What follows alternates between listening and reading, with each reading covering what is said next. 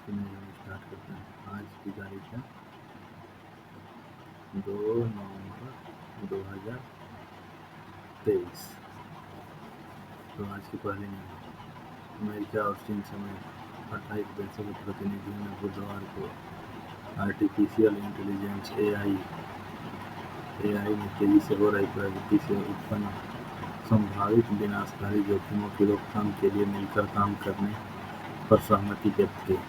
पहले अंतर्राष्ट्रीय एआई सम्मेलन का आयोजन लंदन के नजदीक पूर्व कोड ब्रेकिंग स्काई बेस पर किया गया।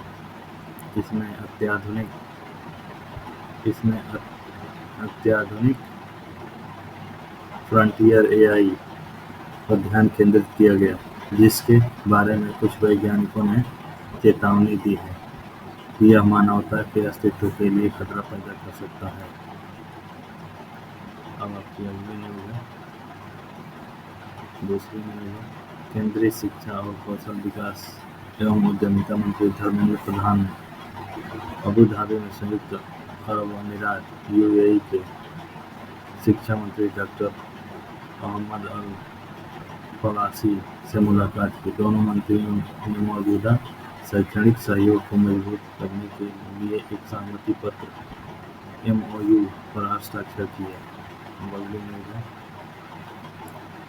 लखनऊ के चर्चित समाजसेवी डॉक्टर सुनील कुमार वर्मा को inspiring leader of the year पुरस्कार से सम्मानित किया गया। इस कार्यक्रम में देश विदेश के कई व्यापारी, बिजनेसमैन, लीडर्स, एक्टर्स आदि को सम्मानित किया गया।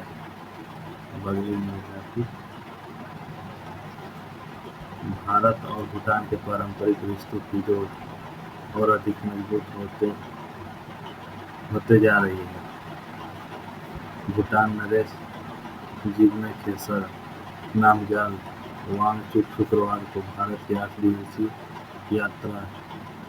आधिकारिक यात्रा पर रहेंगे। इस दौरान वह कई कार्यक्रमों में हिस्सा लेंगे। अगली न्यूज़, भारतीय रक्षा अनुसंधान संगठन डीआरडीओ इस समय एक ऐसी मिसाइल बना रहा है जिसकी तैनाती होने के बाद भारतीय नौसेना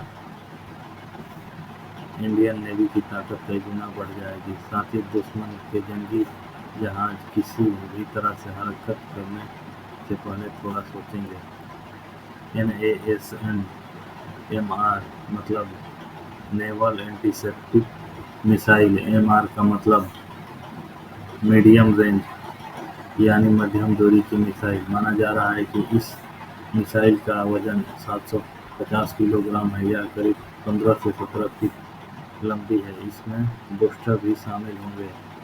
इसका व्यास करीब 1.8 फीट होगा। इस मिसाइल पर 150 किलोग्राम वजनी वारहेड लगा सकते हैं।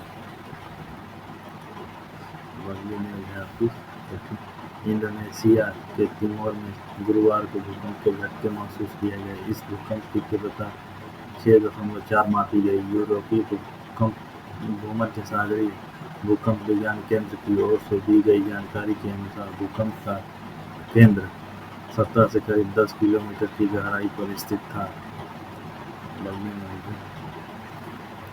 उत्तर प्रदेश का सबसे लंबा एक्सप्रेसवे गोरखपुर शामली एक्सप्रेसवे होगा। करीब 35,000 करोड़ की लागत से Gorakhpur Shamli greenfield economic corridor का निर्माण किया जाएगा, जहां लगभग 700 किलोमीटर लंबे एक्सप्रेसवे का रूप में तैयार कर लिया गया है।